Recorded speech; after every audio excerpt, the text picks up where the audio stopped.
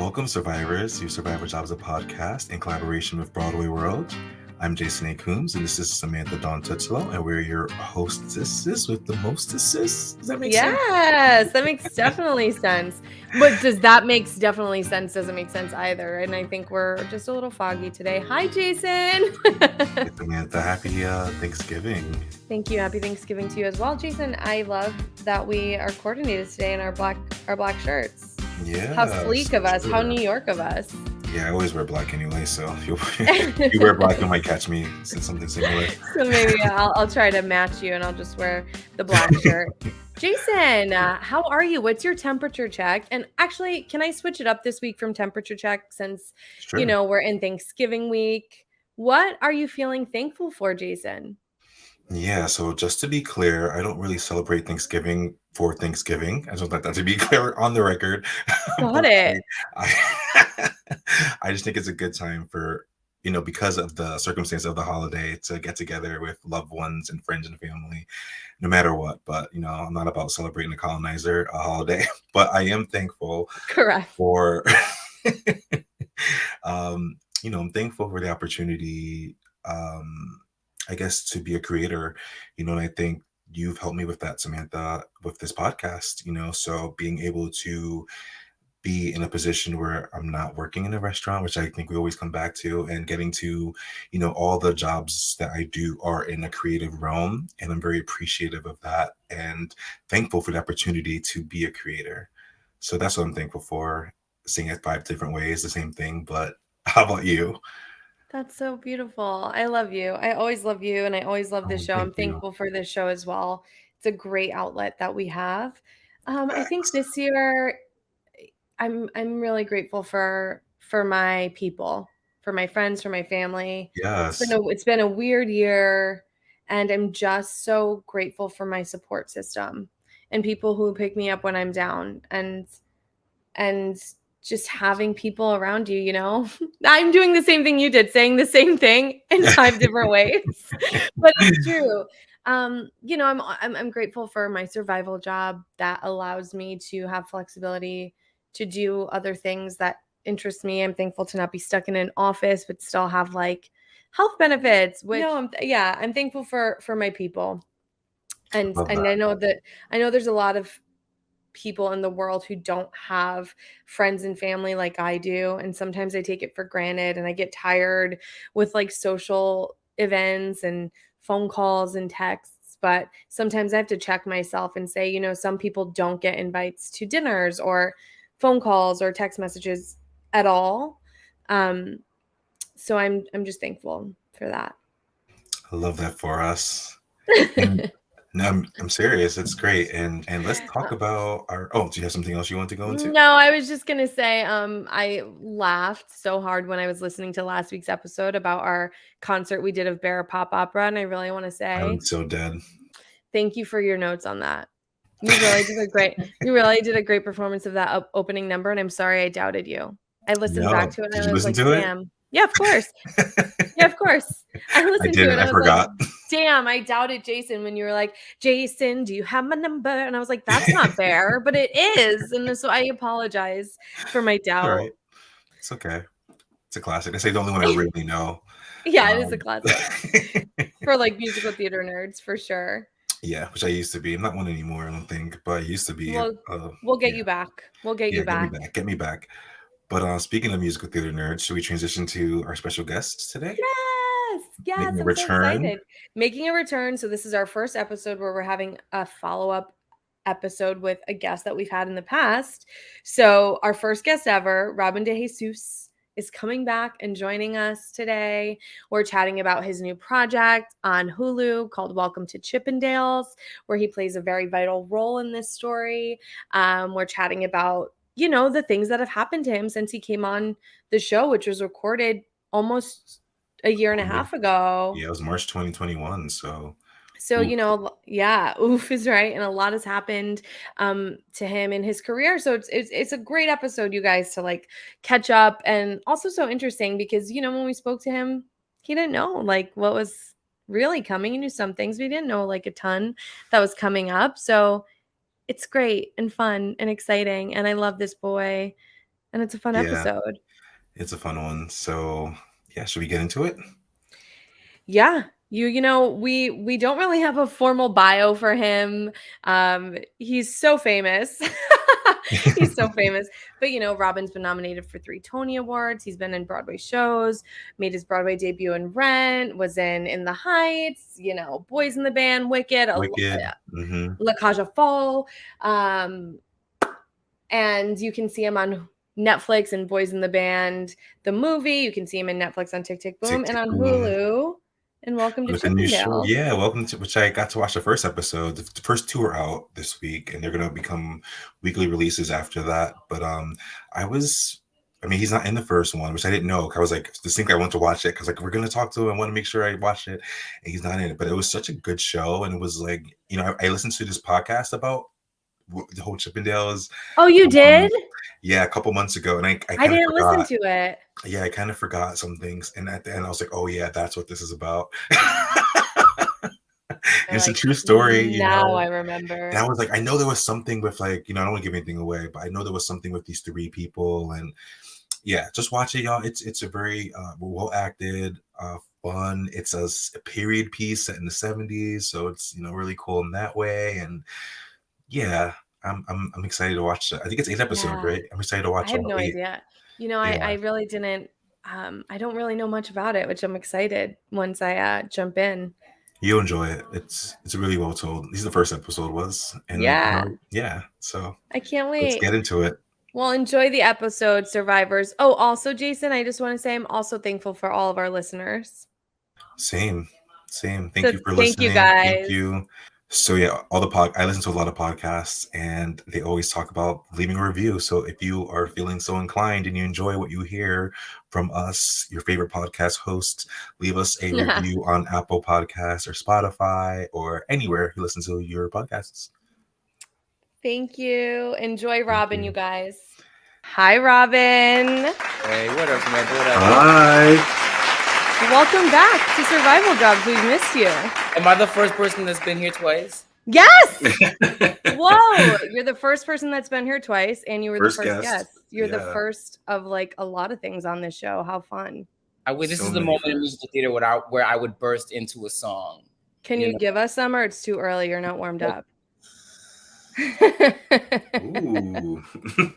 Right? They ain't even touch. That was nice. I actually think it was perfect.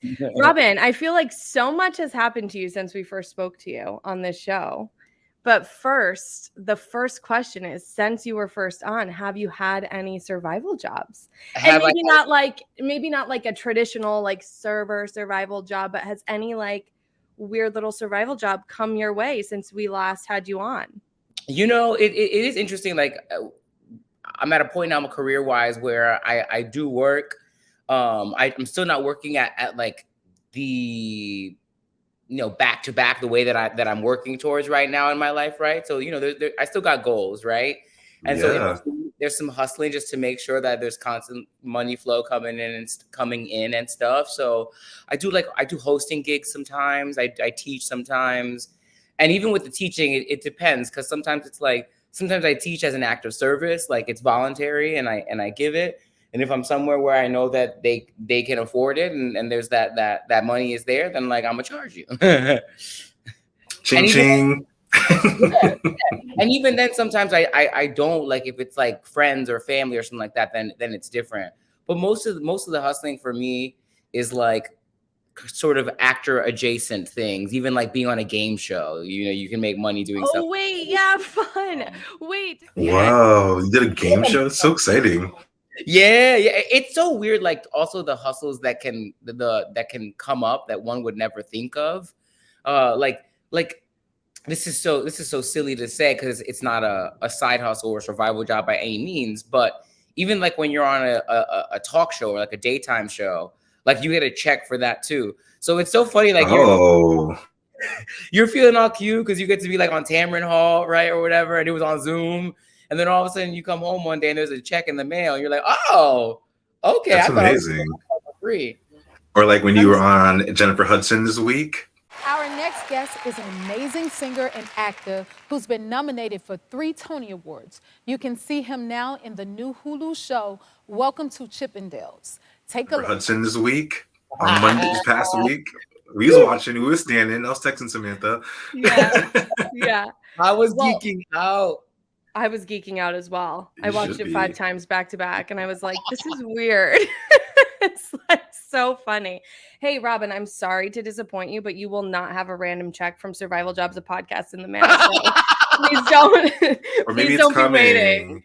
Maybe it's coming in a couple of years. Yeah, you get like maybe double when you for. yeah. Yeah, this is like friends and family discount, honey. When you come back for your 3rd follow-up, maybe there'll be a check, but not the 2nd. Hard no.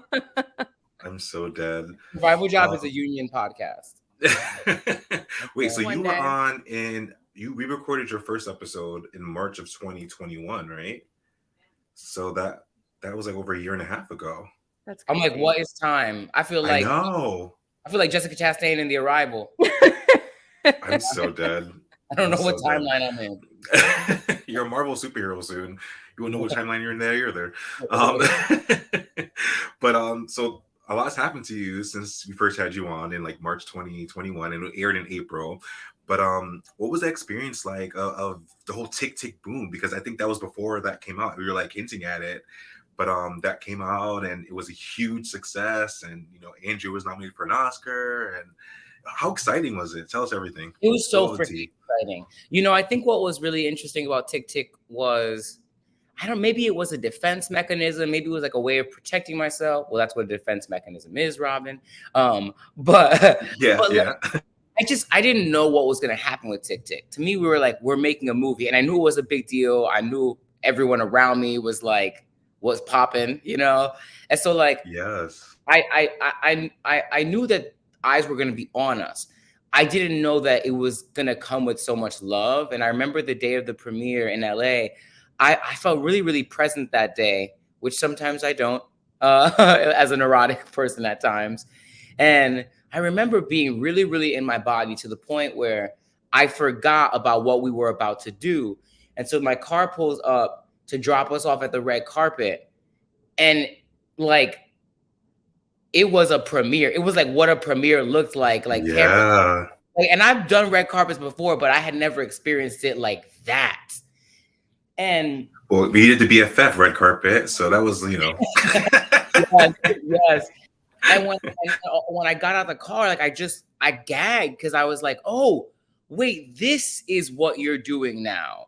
Like I had such an isolated experience with the movie, and now that it's out in the world, it's different. And so we start the press line, and I noticed that a lot of the interviewers are emotional. Like they're really, really touched. Their responses are really honest, and you feel it in a way like everyone's buzzing and vibrating. And I thought, oh, am I making this up? Like, is this just some Hollywood crap where people just say nice things? Because I don't think it is. It feels like something else is happening. And, you know, the press line, there was press on behind you and in front of you. So Andrew Garfield was behind me. And I just like leaned back and was like, yo, is it me? Or is like something happening? Yes. Like, no, baby, something's happening. He's like, people are actually loving the movie. And so we go into the theater, and I have like 10 of my people with me. And we're all gagging and just like what's happening, but also gagging throughout the movie, like jaw dropping. And I'm thinking they're just being nice because they're my friends and my family. Yeah. And after, like, no, boo boo. Like, this is special. This is very, very different. And the next morning I woke up and I had a beautiful room at a hotel that I won't name because I want to go back there. I don't want anybody messing stalkers. with me. And I'm looking at stalkers. I'm looking at the Hollywood Hills, and I never realized this, but from somewhere deep within me, and I'm at this point I'm 37 years old. I'm 38 now, but at that point I was 37, and wow, 37 years of life. I never had this thought, I guess, and what I heard myself say to me, I'm going to be an actor for the rest of my life. And wow. I never realized that I hadn't come to that conclusion already. Yeah. So needless to say, Wow. it was special. Yeah. Robin, I don't think I knew that story. I love that. For the rest of Yeah. my life. Yeah. Yes. And I think for me, why that movie resonated was because it was like the real deal. It's like when you're trying to pursue a career in arts, like everybody's, I think Samantha Price said this on the podcast, right? It was like 3 different storylines, but they're all being an artist in their own way. And I think that's why people relate to it so much, because even if you're not pursuing, a career in Hollywood right now, maybe you are like, doing the Michael route. You still have that feeling, that passion, that it's still in you, no matter Yeah. what. And in That real was life, he's still in the arts. He's still arts adjacent. The real life, because yeah. Michael's still with us. He's like very connected to the Broadway community and the not-for-profit world, and like where they intersect. The original real life Susan is still a dancer. She left town. She healed. She did what she needed to do. And I think sometimes it's that we get so caught up on like being a conventional actor and living in one of the 2 big cities. And it has to be done a certain way. But sometimes people are artists just for themselves or in their own way. And or we all are allowed to define our own version of success.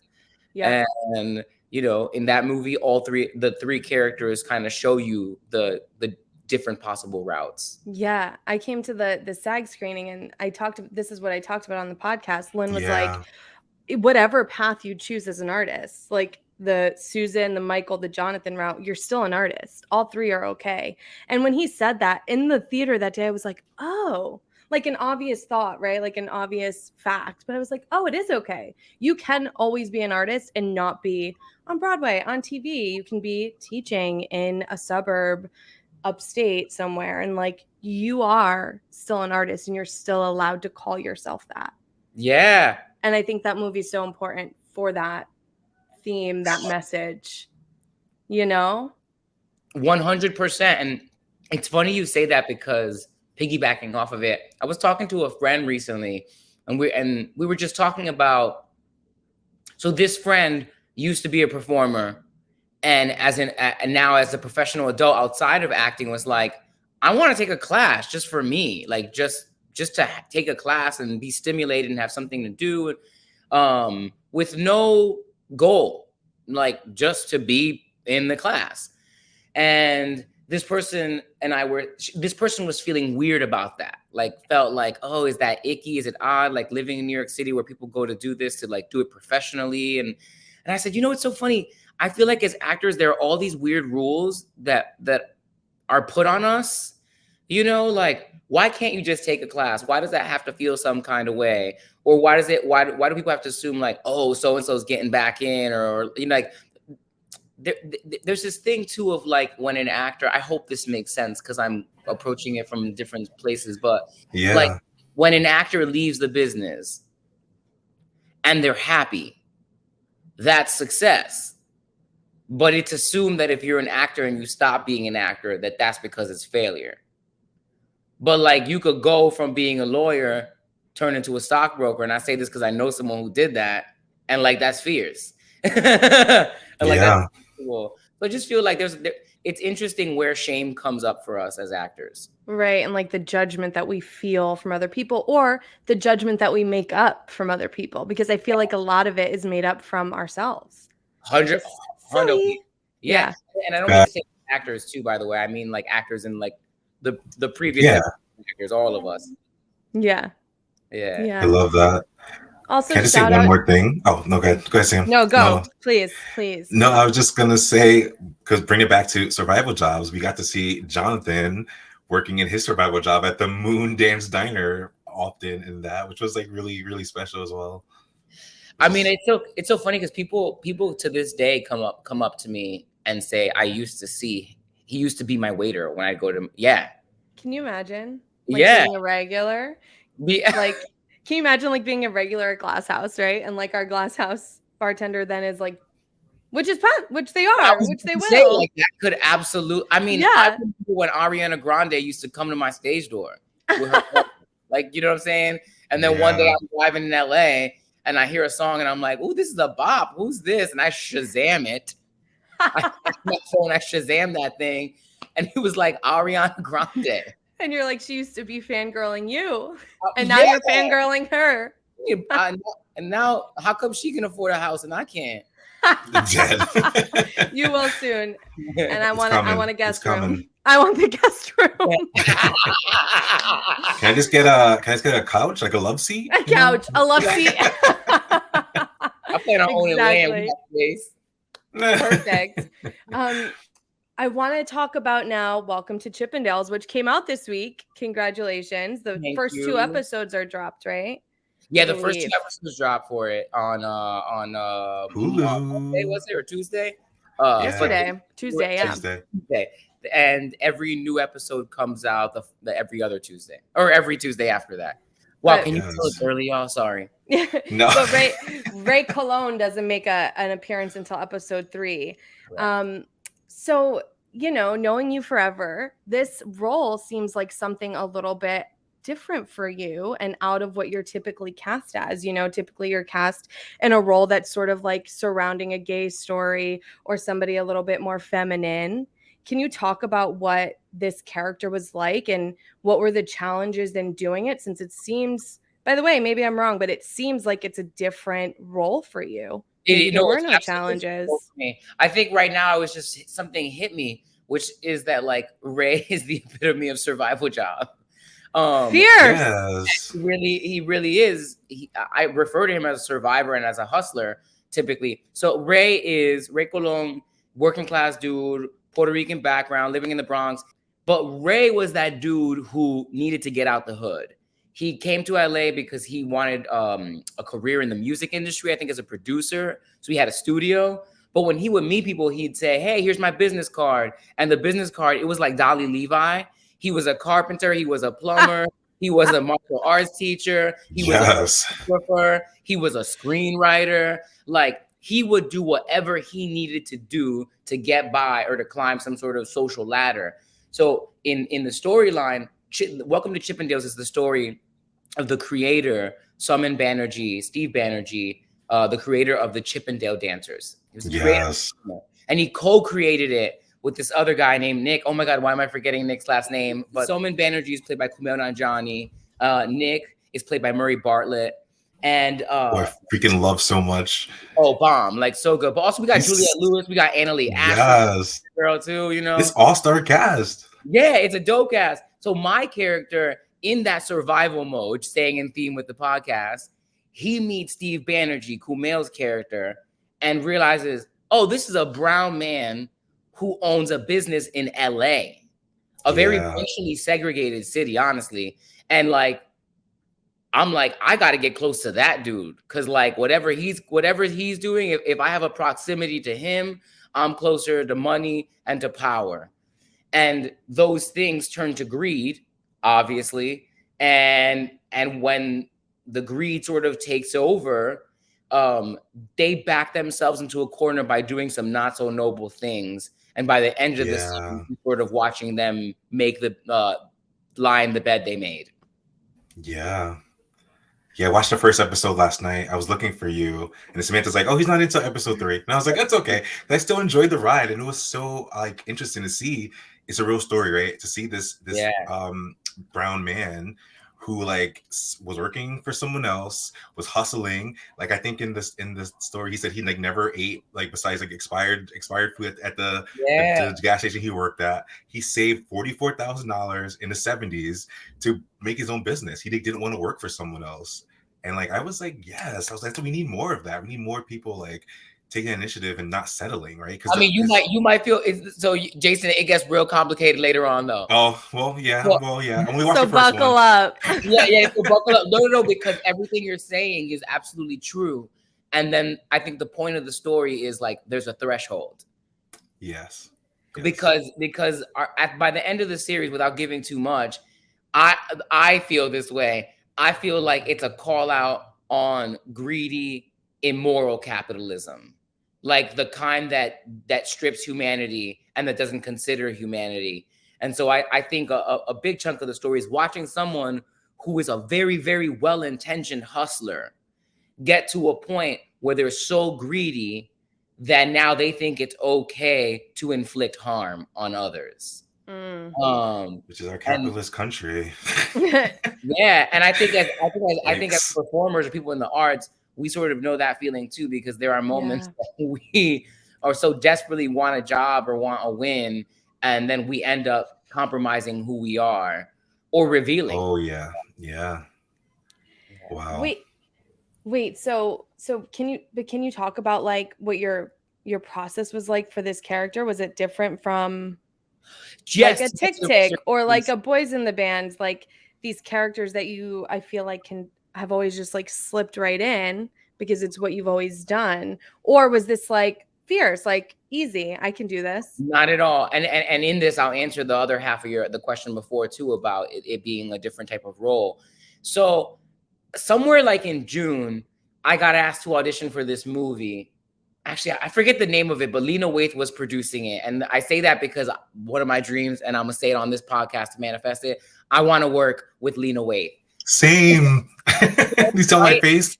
Yes. She's a queen. She's a queen.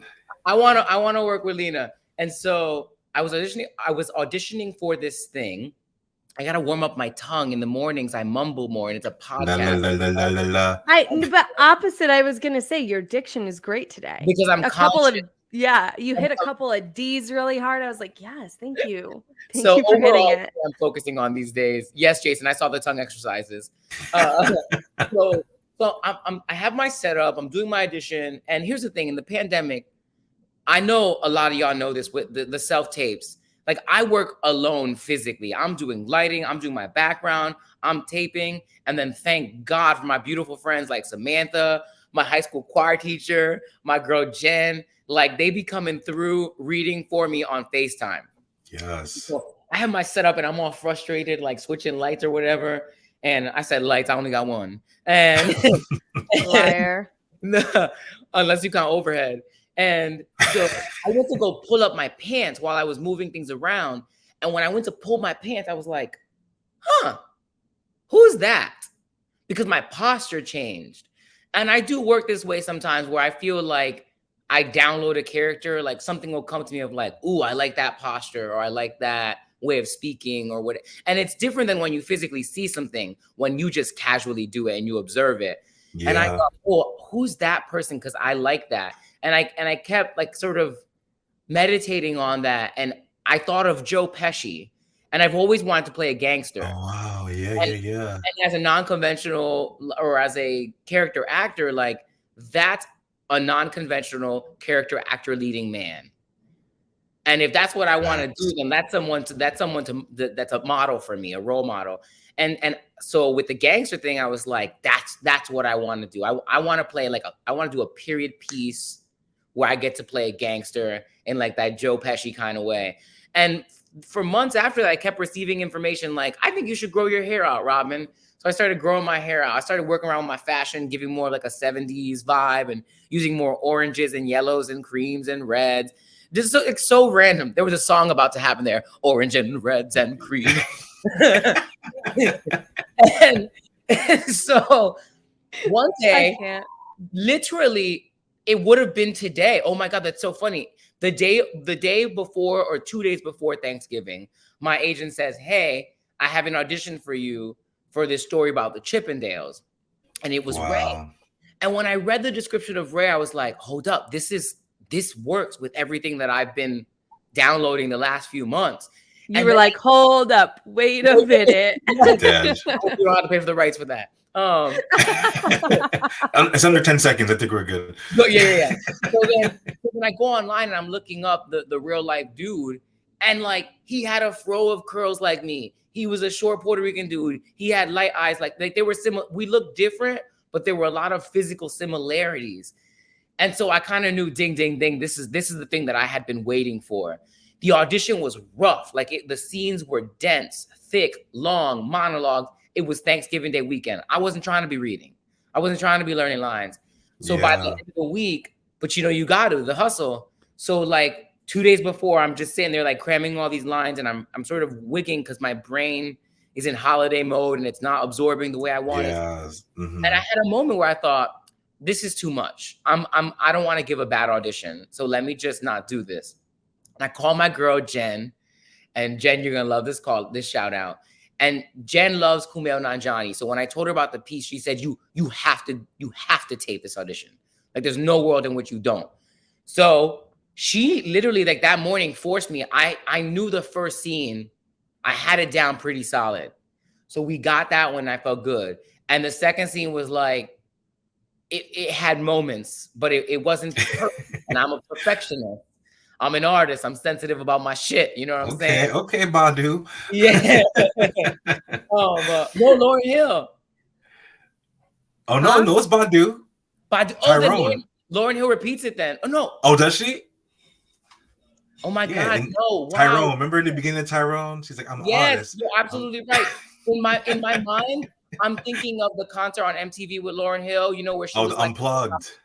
The Unplugged, yeah. You guys fully have lost me. Yeah. I'm like, what? Basically, Robin was being racist. That's what just happened.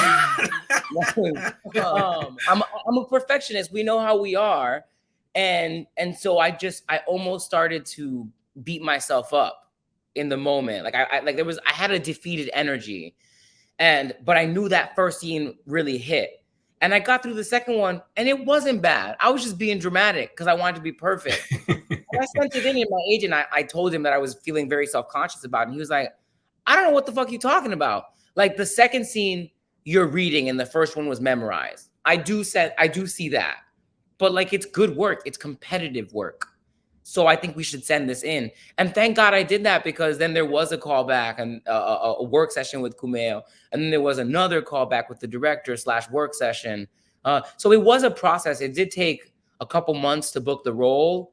And I'm glad it worked out, because the real life person, even though I said he was similar to me, he was also 20 years older than me. So the role was kind of reimagined once I came in as well. Yeah, and I think that's what took longer, because for them to figure out, like, oh, if it's Robin, then this is how we do it. Wow. I love that he said this is competitive work. Which I love that too when he says it. Yeah, I love that. Which is like, you know, I think us put pressure on ourselves to have to like be off book, just like you said, be a perfectionist. But if the work is there, like ultimately that's all that matters. Yeah. At the end of the day. 100%. And do I prefer to be off book? Yes. Do I always have the comfort of being able to, the time or the headspace? No. And real talk, like there is a conversation that's being had and needs to be had about the amount, the content, the amount of content that's given to people auditioning. The audition material a lot of times, it's like the industry expects us to not have a full-bodied life. Yeah. Or a survival job. A hundo piece.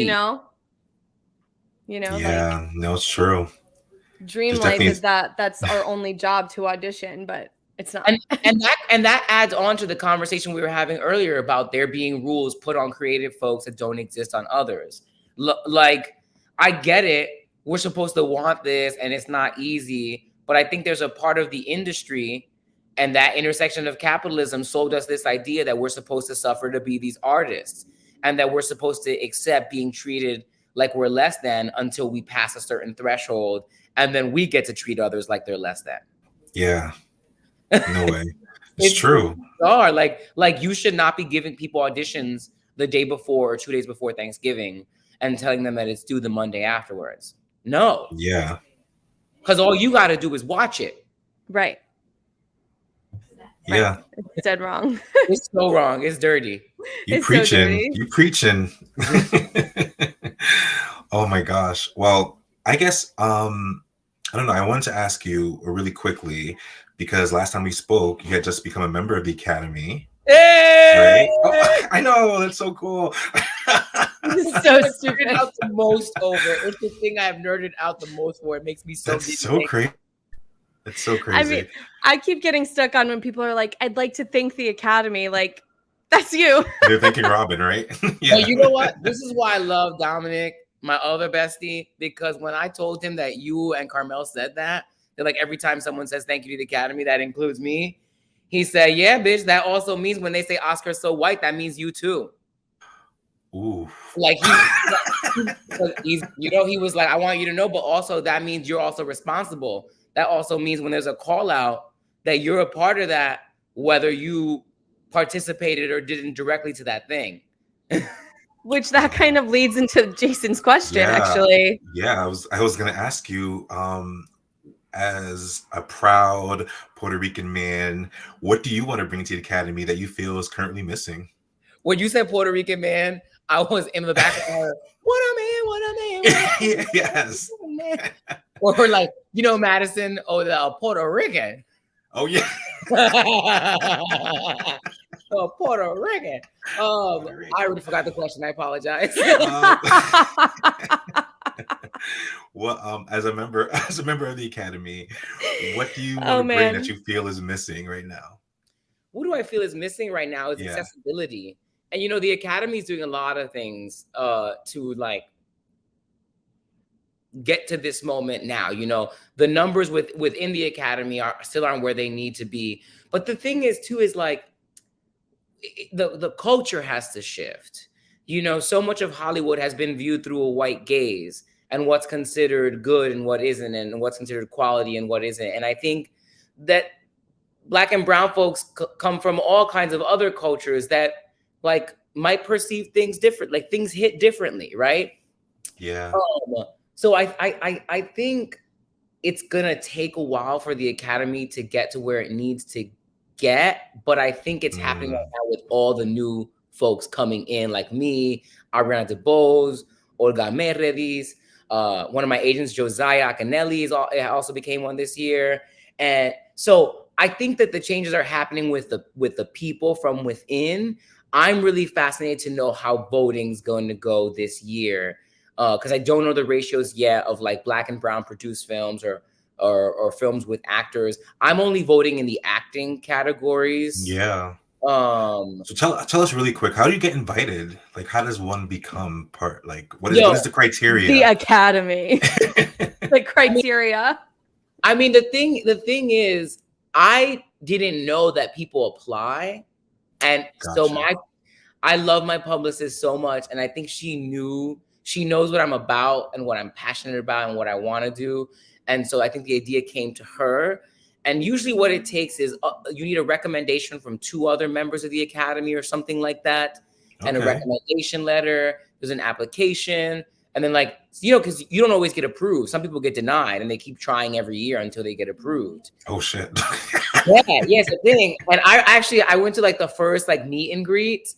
And you know, at the meet and greet, that's I'm still learning a lot. So I couldn't fully answer your previous question about that. But I was observing there, like, what were the ratios of white folks to Black and brown folks?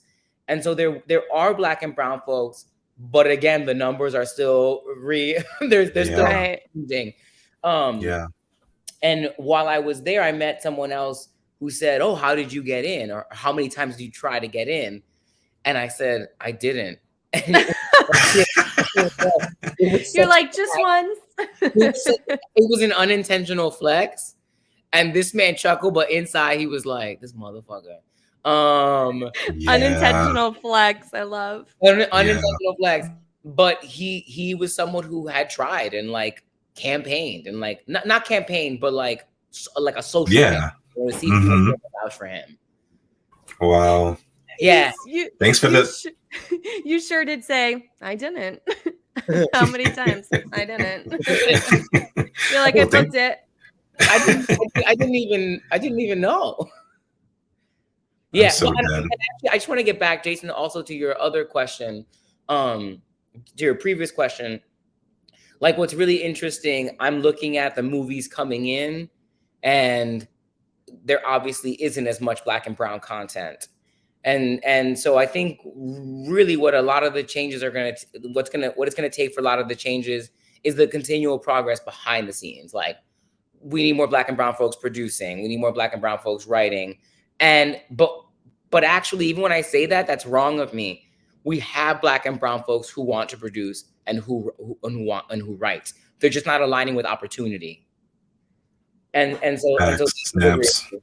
Yeah, and it's growing. And I think what's happening is that every time someone like one of us comes through and joins the Academy, you know, hopefully we're working with a little exponent, you know, that the next time we keep multiplying and multiplying and yeah, all that. all Well, that. thank you for sharing that, because I've always been curious. You know, no one ever tells you these things, right? No one ever explains how does one become an academy. You know, so Yeah. To become thank you. the academy. Did you not know until it was announced, or did you get a little No, heads up? no one gave. No, that's No, y'all. right? I I knew remember. who was the first person that texted me, because it wasn't someone It wasn't I think someone it I was. expected. I Someone think it texted. was the group chat. I think it was off Broadway group chat. Dead. No, I think there was someone else that texted me beforehand. I think there was maybe it was, I don't remember. But then I got an email from the academy that was forwarded from my press agent.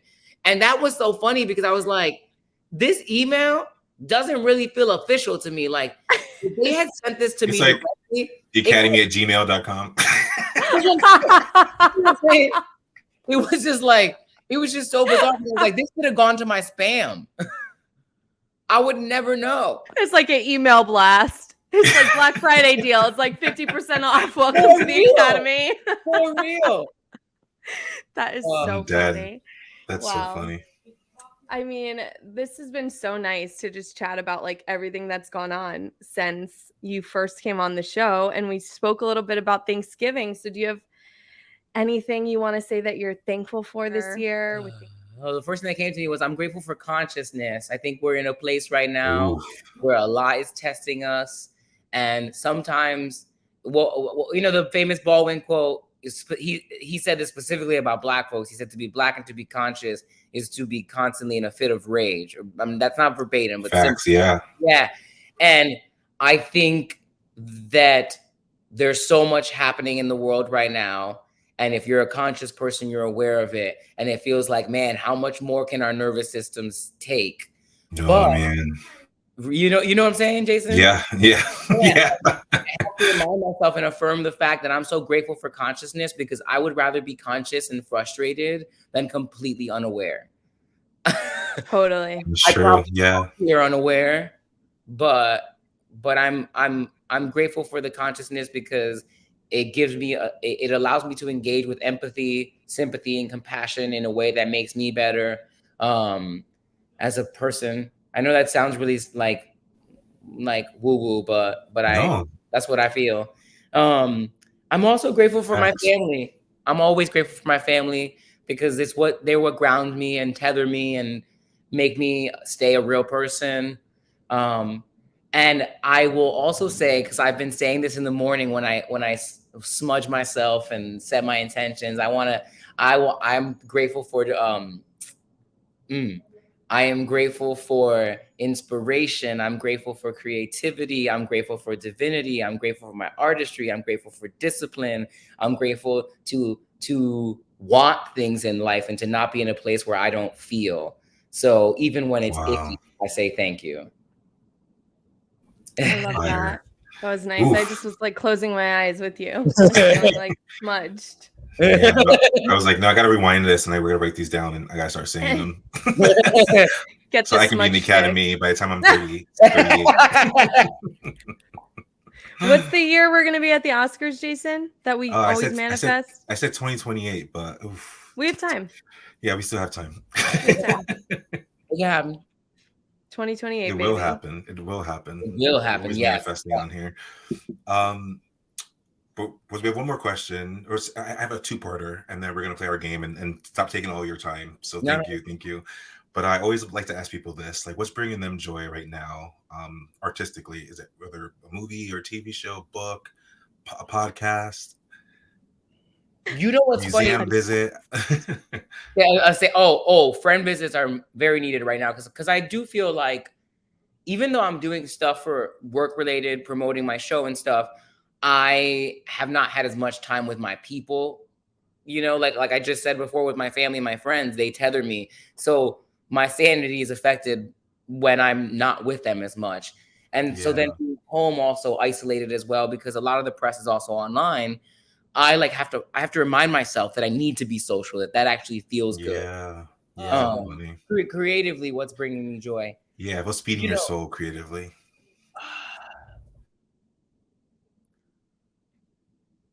I actually recently rewatched a bunch of seasons of RuPaul's Drag Race.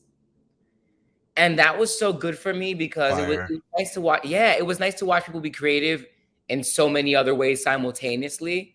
It was also great to have something that I could just like put on and not really have to think, which is not to say that that's not a diss on the show at all. It's just Yeah, like no.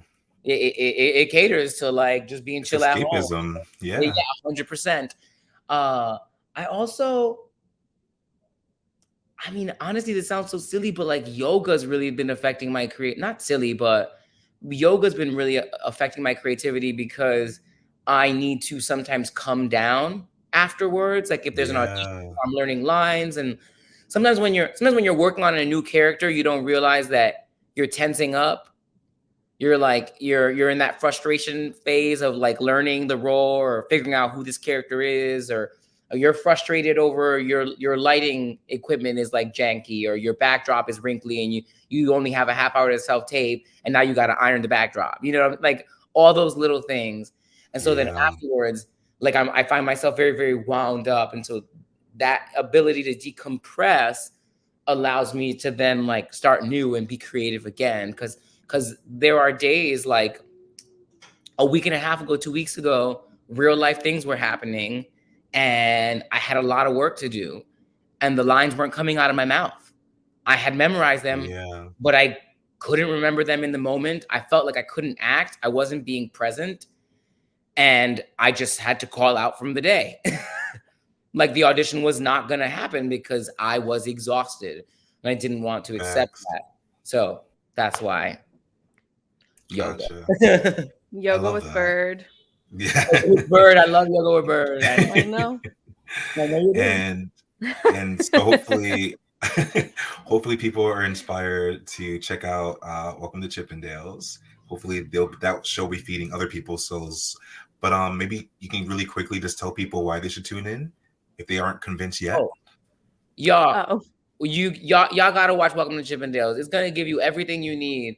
It is, first of all, it's a fascinating story that maybe you thought you knew, but you don't. It's so much more. The backstage story is crazy. It's like a true crime farce in a way, because you wouldn't think that these things would happen or that they're related. It's gonna give you greed, it's gonna give you sex. Like, I'm sure there are straight dudes that are like, I don't feel like looking at naked dudes. Whoever likes naked dudes, you will be very satisfied. But if you don't like naked dudes is not your thing, trust, there's so much more happening outside of that. You're going to have murder. You're going to have greed. You're going to have sex. You're going to have a call out on immoral capitalism, although that's more my agenda than anyone else's. And just good acting, great storytelling. Great acting.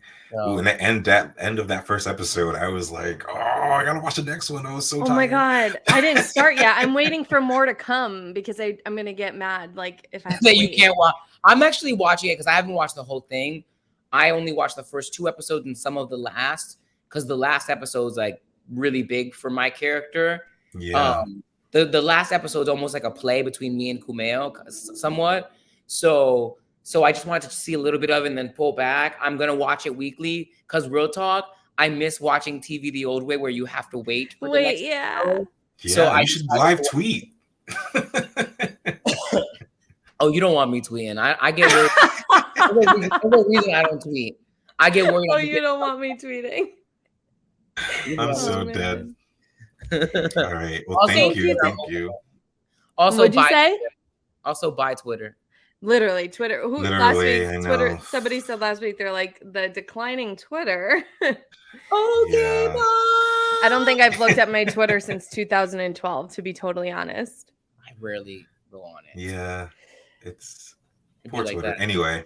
Jason, before you close, I just want to say I didn't list any more things that were filling me creatively, honestly, because I'm watching so much that I can't even keep my head around the order. I feel that. No, it's Yeah. true. You can There's so write much out in there to consume. and you can write in and let us know if anything else comes to you. All right. Robin, thank you for coming back. This is so fun. Everybody needs to run and watch Welcome to Chippendales. Ray Colon in the flesh On Hey. Hulu. on Hulu. Thank you. I know, Robin, you're just hitting all the streaming services now. Word. Netflix, Hulu. Somebody Next, we gonna go to do Disney Yes. Plus, Amazon Prime, Peacock. We'll get you on all of them. I think you are on Peacock as Jose Silva, by the way. That's in right, Law that's and Order SVU, my favorite role of yours. I don't know if you Dead. remember from the last episode you were with us, but we always like to end with a game. I think you aced the Bubba Gump trivia, Okay. so maybe we'll stump you this time. Since you've been performing with, directed by, working with so many fierce people, we thought we'd play a fun trivia game called Name Your Co-Star. So we're gonna give you. Thank you, Jason. I love that. We're gonna give you a fact, and then you're gonna tell us who it is. We're not. You can ask for a hint, but this is not multiple choice. Okay. Are you okay? I'm so scared. No, it's pretty easy. I think you'll ace it, and then if you need to ask for a hint, we can give it to you. Okay. Jason, do you want to take the first one? Sure. Okay, first one. This past co-star of yours, and I'll give you a little hint because I think this is kind of a hard one, from Boys in the Band, is from Houston, Texas. Oh, Matt Bomer. Or it's either it's Matt Bomer. The Texas ones are Matt Bomer, Michael Benjamin Washington, and Jim Parsons. I'm gonna say Michael Benjamin Washington. I'm gonna give it to you because you said you said his name in the three, so I'll give it to you. Jim Parsons. And it was Jim Jim, Parsons. but like, by the way, it could also be Michael. I don't know. Well, because some of the guys actually knew each other from high school in Texas. See, so you just actually played us. You actually stumped us in the game. So bonus we should, already. yeah, bonus already. You already have double points. Okay, this past co-star of yours is best known for his role in the HBO comedy series Silicon Valley. Kumail Nanjiani. Correct. Yeah, Yeah. that's correct. Before hitting mega success, this past co-star had a survival job of being an after-school tutor and a substitute teacher. Lin-Manuel Miranda. Yeah, that's correct. Oh, you're on fire. After being inspired by their role on TV, this past co-star created the Joyful Heart Foundation, which provides support to people who have been sexually abused. Mariska Hargitay. Correct. It took me a beat, but then I remembered who was asking the question. Yeah, who created the game. Wow, Thank you. You are killing it. Okay. Yeah. And then the bonus, which you don't really need because You already got the bonus. we'll ask you already. This past co-star of yours' favorite birthday celebration involved eating pop brownies with his friends and exploring Disneyland while high. Where did you get that question? on like an interview. Wait, eating what again? Sorry, Pop I'm going to read that again because I don't know if I read it correctly. This past co-star of yours' favorite birthday celebration involved eating pop brownies, weed brownies, marijuana brownies with his friends and exploring Disneyland while high.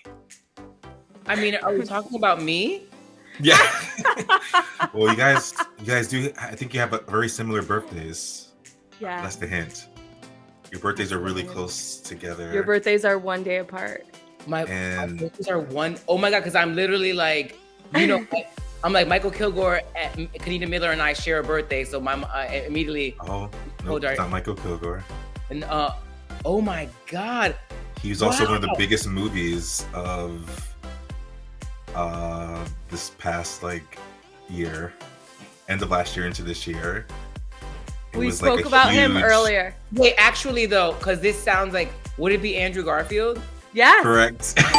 Okay, wait, and the reason I am, and this is really funny to me because that might be the reason he stopped. He's like, remember when we were doing the movie, he's like, I don't mess with that. My days are done. So that's I'm why. dead. By the way, I found this on like an article like on insider.com. No. Like, I actually think I remember him telling a story about this, I feel like. And then maybe it might have led to a moment where he was like, nope, don't need to ever do that again. Perfect. You go, is this me? It's not Six Flags. If it was Six Flags, then maybe it would be. If it was Six Flags and a gummy. And a gummy or some drops. Yes. That's for another show. That's stories for another show. Robin, you got 150% on that game. Congrats. Yeah. It took a lot of help at the last one, but thank you. Yeah. Thank you. It was a hard one. Thank you. Robin, can you Well, tell all of our listeners how they can keep up with you, where they can follow you, what's going on? Please let everyone know where they can keep up with you. You can keep up with me. You can follow me on social media at Robin of Jesus. My last name is De Jesus, so it's Robin of Jesus. Don't think that I'm like knocking door to door trying to get you to join my religion. No, not yet. Yes. I have a Twitter account, but that's on its way out. You can follow me, check on me on Instagram, and you can see me on Welcome to Chippendales on Hulu. You can watch Santiago of the Seas with your kids. I voice Pepito on that show. Your mischief stops here, Pepito. What? You again? Ugh, I'm bored by your ramblings, music maker. I'm gonna take your voice too. Eso! And you'll catch me in random other places. But for now, that's the place where I know you'll find me. Anyway. And then if you didn't see him, he was on Jennifer Hudson's show this week, which you can also check out. And you did a whole great story about your mom, because we love your mom. Yes. Perfect. J-Hud, you can rewatch part of it on YouTube. I don't think you can watch the whole interview, but she's just absolutely lovely, and I had such a great time, and I'm grateful to share that with y'all. You We'll looked put amazing. it in the show notes. Yeah, for sure. And if you're just tuning in now to us because you're a Robin fan and you don't follow Survival Jobs, check us out on Instagram and Twitter at Survival Jobs Pod, on Facebook at Survival Jobs a Podcast. Shoot us an email at survivaljobspod@gmail.com. Jason, which makes me laugh because you're like theacademy@gmail.com. I'm dying. That was really the email. People were emailing them. Yo. Follow my boy Jason at Jason A. Coombs, and you can check me out at Sammy Toots. Robin, we love you. You are a Survival Jobs favorite, and we love you so much. I love y'all. Thank you. We love you.